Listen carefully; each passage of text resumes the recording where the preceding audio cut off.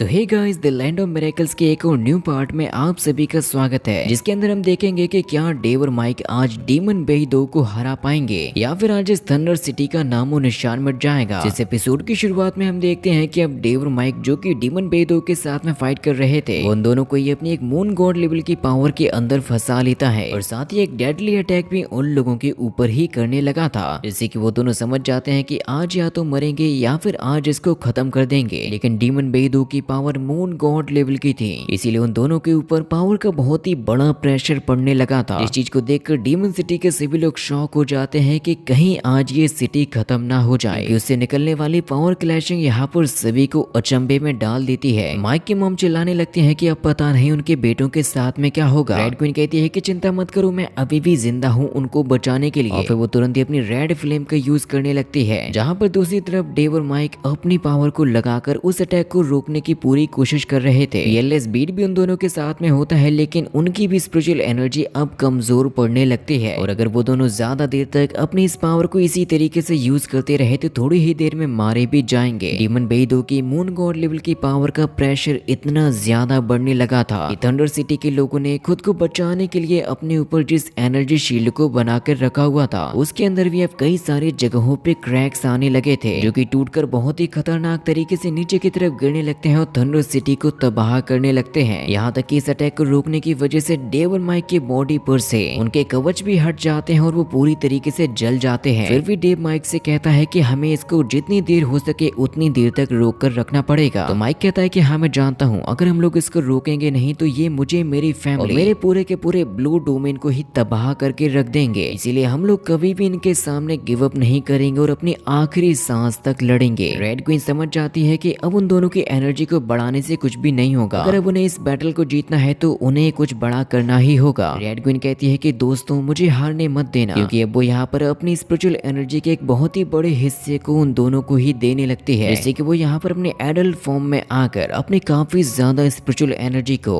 Dave और mic की body के अंदर ट्रांसफर कर देती है, जिससे कि उन दोनों का पावर लेवल पहले से काफी ज्यादा इम्प्रूव भी हो जाता है, जिसकी मदद से अब वो लोग यहाँ पर रेड क्वीन के ब्लेड्स को भी क्रिएट कर पाते हैं और उसे भी इस अटैक को रोकने के लिए लगा देते हैं। लेकिन ये चीज डीमन बेई 2 से बर्दाश्त नहीं होती, इसीलिए वो दोबारा से उस अटैक के प्रेशर को और भी ज्यादा बढ़ा देता है। फिर ऐसा देखकर रेड क्वीन तुरंत ही वापस आकर अपनी और भी ज्यादा एनर्जी को उन दोनों को देने लगती है, जिससे कि अब ये पावर क्लैशिंग और भी ज्यादा शानदार तरीके से बढ़ने लगी थी। तभी किंग और क्वीन अपने अपने स्पिरिचुअल एनर्जी को डेव और माइक को देते हुए पूरे के पूरे ब्लू डोमेन के लोगों से ये कहने लगते हैं कि ये बच्चे यहाँ पर हम लोगों के लिए लड़ रहे हैं, और क्या हम लोग इसी तरीके से बैठे रहेंगे और कुछ भी नहीं करेंगे? हमें अपना कदम बढ़ाकर इनकी मदद करनी होगी, तब जाकर हम लोग इस युद्ध को जीत पाएंगे। और अपने इस ब्लू डोमेन की सुरक्षा के लिए यहाँ के सभी लोग अपनी अपनी स्पिरिचुअल एनर्जी को डेव और माइक को देने लगते हैं। ग्रैंड एलर ये कहते हैं कि इंसानियत के भलाई के लिए हमें ऐसा करना ही पड़ेगा, लेकिन हमारी ही पावर से अकेले कुछ भी नहीं होगा। इस ब्लू डोमेन में जितने भी लोग मौजूद हैं उन सभी को कंट्रीब्यूशन देना होगा अपनी अपनी पावर्स का, तभी जाकर हम सभी मिलकर अपनी इस धरती को बचा पाएंगे। जिससे कि यहाँ पर बचे हुए सभी के सभी लोग अपनी अपनी पावर्स को डेव और माइक को देने लगते हैं। इस फाइट को देखने वाला जैक भी उन दोनों को ही अपनी पावर्स देने लगा था। ग्रैंड एलर कहते हैं कि अपनी पूरी जान लगा दो इन डीमंस को हराने के लिए, और वाकई में इतनी ज्यादा एलिमेंटल पावर आने की वजह से डेव और माइक की स्ट्रेंथ बहुत ही ज्यादा बढ़ जाती है, तभी जाकर वो लोग इस मून गॉड लेवल के अटैक को रोक पा रहे थे। बाकी के बचे हुए लोग भी अपने अपने पावर्स को देने लगते हैं जो कि अभी तक नहीं दे रहे थे, और इन सभी की पावर मिलकर अपने आप में एक ऐसा पावर सोर्स क्रिएट कर लेती है कि उसकी वजह से डेव और माइक अब अपने अंदर कई गुना ज्यादा शक्ति को महसूस करने लगे थे। इसीलिए अब वो लोग यहाँ पर रेड क्वीन के उन्हीं ब्लेड्स को यूज करते हुए डीमन बेई 2 की स्पिरिचुअल बॉडी को ही ब्रेक करने की कोशिश करने लगते हैं, और मून गॉड लेवल के इस पावर सोर्स को ब्रेक करते हुए आगे बढ़ने लगे थे। जिस चीज को देखकर डीमन बेई 2 को भी अपनी आंखों पर यकीन नहीं होता, आखिर ये दोनों स्टार गॉड लेवल पर होने के बाद भी मेरे जैसे मून गॉड लेवल वाले को कैसे हरा सकते हैं। उन दोनों के पास में इतनी ज्यादा पावर आ चुकी थी और पीएलएस बीट भी अपना काम कर रहा था, जिससे कि पावर्स का यहाँ पर एक ऐसा ब्लास्ट होता है कि ये किसी भी डीमन से देखा नहीं जाता, और ये सोल बॉडी ब्रेक हो जाने की वजह से डीमन बेई 2 भी शॉक हो जाता है कि केवल इन दो इंसानों ने, जो कि केवल स्टार गॉड लेवल पर ही थे, अपनी विल पावर का यूज करते हुए मून गॉड लेवल की सोल बॉडी को डिस्ट्रॉय कर दिया। और फिर डेव ये कहने लगता है कि मैं अपने सभी के सभी दोस्तों के लिए इसे खत्म करने वाला हूँ। माइक कहता है कि मैं अपने उस घर के लिए लड़ रहा हूँ जिसको मैं प्यार करता हूँ। उन दोनों के मुंह से ये बात निकलती है कि हम उस दुनिया के लिए लड़ रहे हैं जिसको हमने प्यार किया है, जिसने हमें अपना प्यार दिया है। और फिर ये दोनों ही एक साथ ही डीमन बे 2 पर अटैक करने के लिए जाने लगते हैं, जिसकी स्पीड बहुत ही ज्यादा होती है और अब इससे बचने की शक्ति डीमन बे 2 के अंदर नहीं थी, क्योंकि इन दोनों का ये सबसे ज्यादा स्ट्रॉन्ग अटैक डीमन बे 2 को काफी दूर फेंक देता है। और यहाँ पर हमें एक इतना बड़ा धमाका देखने को मिलता है जैसे कि कोई न्यूक्लियर बॉम्ब ब्लास्ट हो गया हो। लेकिन ये तो चिंगारी होती है ब्लू डोमेन की जीत की घोषणा करने की। डीमन हाउ भी शॉक हो जाता है, क्योंकि अब उन लोगों का सबसे ज्यादा पावरफुल डीमन हार चुका था। और इस चीज को देखकर अब डेव और माइक एक दूसरे को संभालते हुए ये कहने लगते हैं कि आखिरकार हमने कल दिखाया, हमने उस डीमन को हरा दिया जो कि सबसे ज्यादा स्ट्रॉन्ग था। और अब डीमन बे 2 ये कहने लगता है कि बहुत अच्छे इंसान हो, क्योंकि मैंने जितना कमजोर तुम लोगों को समझ के रखा हुआ था तुम लोग तो उतने हो नहीं। मेरी एक्सपेक्टेशंस को तुम लोगों ने बहुत ही बुरी तरीके से ब्रेक किया है। और जैसे कि मैंने शर्त लगाई थी, मैं तो क्या, मेरा कोई भी डीमन 10 सालों तक यहाँ पर नहीं आएगा। लेकिन तभी अचानक से ही यहाँ पर बहुत ही ज्यादा स्ट्रॉन्ग डेमोनिक फील्ड क्रिएट होने लगता है, जो कि एक संदेश होता है डेमोनिक डोमेन की तरफ से। इसके लिए सभी तैयार हो जाते हैं कि कहीं अब उन्हें दोबारा से एक और फाइट ना करनी पड़े। लेकिन डीमन शेन और डीमन हाउ तो इस बात से खुश होते हैं, क्योंकि उनका डीमन एंसेस्टर जाग चुका था। डीमन शेन ये कहता है कि आखिर हमें जिस वक्त का इंतजार था वो घड़ी अब आ चुकी है, लेकिन उनकी शर्त के मुताबिक कोई भी डीमन अब यहाँ पर 10 सालों तक नहीं आएगा। डीमन बे 2 उन लोगों को चैलेंज देकर जाता है कि 10 सालों तक अपनी खैर मना लो, क्योंकि जैसे ही 10 साल बीतेंगे हम जल्द से जल्द तुम्हारी इसी धरती पर आएंगे और तब हम तुम्हें सिखाएंगे कि आखिर असली ताकत कहते किसको है। जिसके बाद फिर वो तुरंत ही यहाँ पर अपने सभी के सभी डीमंस को लेकर यहाँ से चला जाता है। और उनके जाने के साथ साथ उनका डेमोनिक क्लाउड भी यहाँ से गायब हो जाता है। इसके बाद फिर डेव और माइक भी यहाँ पर अपने इस खतरनाक बैटल को जीत कर नीचे आ चुके थे, जहाँ पर भागते हुए तुरंत ही माइक के पेरेंट्स, ग्रैंड एल्डर और रेड क्वीन भी आ जाते हैं। लेकिन अब डेव और माइक की नजर उस बर्बादी के ऊपर पड़ती है जो कि इस बैटल की वजह से हुई थी। वो लोग देखते हैं कि किस तरीके से यहाँ पर सैकड़ों लोगों की जान चली गई और हजारों लोग घायल भी हो चुके थे। 5 एलिमेंटल आर्मी भी पूरी तरीके से ही खत्म हो चुकी थी। लेई मिंग यांग अपने छोटे भाई लेई मिंगली को भी खो चुके थे। इसलिए माइक यहाँ पर अपने डैड से कहने लगता है कि प्लीज डैड आप मुझे बताइए हमने कुछ कोई गड़बड़ तो नहीं कर दी। तो उसके डैड उससे ये कहने लगते हैं कि नहीं मेरे बेटे,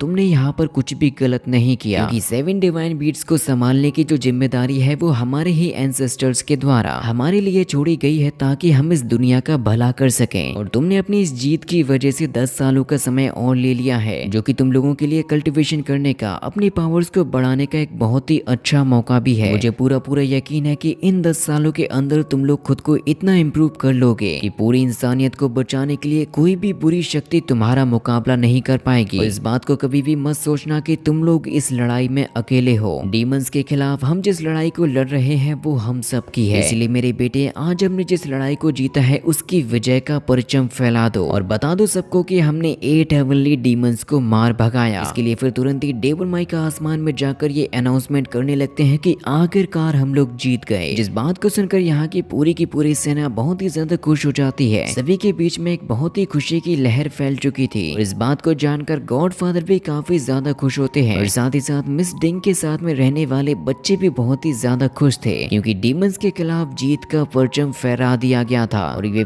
पूरी सेना अपना अपना काम भी करने लगती है। और फिर तभी यहाँ पर आ जाता है शैंग चैन, जिसको हम जैक के नाम से भी जानते हैं। इसके आते ही डेव और माइक उससे ये कहने लगते हैं कि शैंग चैन, वैसे तुम्हारा यहाँ पर कैसे आना हुआ। फिर शैंग चैन उन दोनों को ये बताता है कि इंसानियत की तरफ से तुम लोगों ने आज जिस युद्ध को जीता है, मैं उसके लिए तुम लोगों का शुक्रिया अदा करने के लिए आया हूँ, क्योंकि अब जो लड़ाई हमारे डीमंस के साथ में होने वाली है, तुम लोगों ने इसमें 10 सालों की और बढ़ोतरी कर ली। और तुम लोगों को इस बात का एहसास होना चाहिए कि ये 10 साल हमारे लिए कितने ज्यादा प्रीशियस हैं। इन 10 सालों में हम लोगों को बहुत ही ज्यादा मेहनत करनी है और आने वाली जंग के लिए तैयार होना है। फिर तभी वहाँ पर रेड क्वीन भी आ जाते हैं उनकी बातों को सुनने के लिए। इसको देखकर शैंग चैन तुरंत ही उससे कहने लगता है कि अगर मैं गलत नहीं हूँ तो तुम्हें ही डेव और माइक के गार्डियन होना चाहिए। और अगर मैं अपना परिचय दूं तो मैं हूँ 7 डिवाइन बीट्स में से इंस्पेक्टर। ये है मेरी गार्डियन फाइल लीजी, क्योंकि सभी के सभी 7 डिवाइन बीट्स के पास में उनकी एक गार्डियन भी है। तभी माइक यहाँ पर शैंग चैन से पूछने लगता है कि वैसे मुझे ये बताओ कि 7 डिवाइन बीट्स में से अभी वैसे कितने सामने आ चुके हैं। शैंग चैन बताता है कि वैसे मैं अभी तक जितना जान पाया हूँ उसके हिसाब से तो 7 डिवाइन बीट्स में से 5 बीट्स सामने आ चुके हैं। और बात रही बचे हुए 2 बीट्स की, तो वो भी बहुत ही जल्द हमारे सामने आ जाएंगे, जिनके बारे में जानने के लिए सभी लोग बड़े बड़ी ही उत्सुकता के साथ में बैठे हुए थे और माइक भी इस बात को जानना चाहता था कि आखिर डीमंस केवल इन दोनों के ही पीछे क्यों आए, जिसकी स्टोरी को हमें नेक्स्ट पार्ट में दिखाया जाएगा।